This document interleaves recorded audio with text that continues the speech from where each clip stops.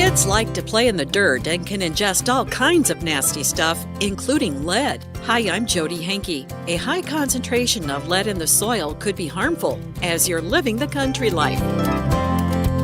Living the Country Life. Ideas and inspiration for your place in the country. You can find more information on today's topic and from previous shows by visiting us online at livingthecountrylife.com. We'll return to the show after these messages. Whenever you're online, Living the Country Life is there too. Like us on Facebook and exchange tips and ideas with people who share your love for the country way of life. Follow us on Twitter at Small Farming for timely news and information. You can also find us on Instagram and Pinterest. See the latest inspired shot from our readers or add a garden tip to your boards. Living the Country Life has all the ideas for your home acreage. Visit us online at livingthecountrylife.com and find us on social media.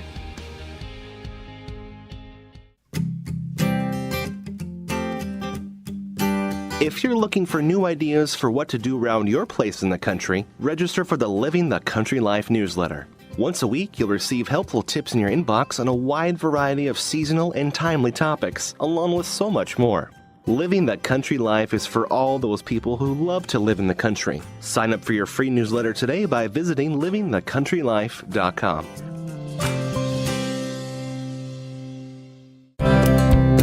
Leaded paint and leaded gasoline aren't used anymore, but once lead is in the soil, it stays there. Exposure to lead can have serious health effects in children who might ingest that soil or fruits and vegetables grown in it. Andrew Margonaut is an assistant professor of soil science at the University of Illinois. He says all soils have some lead, which is measured in parts per million from 0 up to about 2,000. Most fall in the range of 15 to 25 parts per million, but the health risks depend on the lead concentration. This is what the US EPA calls a threshold of action if there's bare soil and there are children present. 400 part per million in a exposed soil is the threshold at which you need to do something. And that typically means cover up that bare soil to reduce the pathway of direct exposure, meaning kids eating dirt, or if you're a farmer, as you till, breathing in those dust particles. He says there are a few ways to help mitigate the risk. So the first is you increase soil pH. The availability of heavy metals depends on pH. In general, as the pH goes up, they're less available.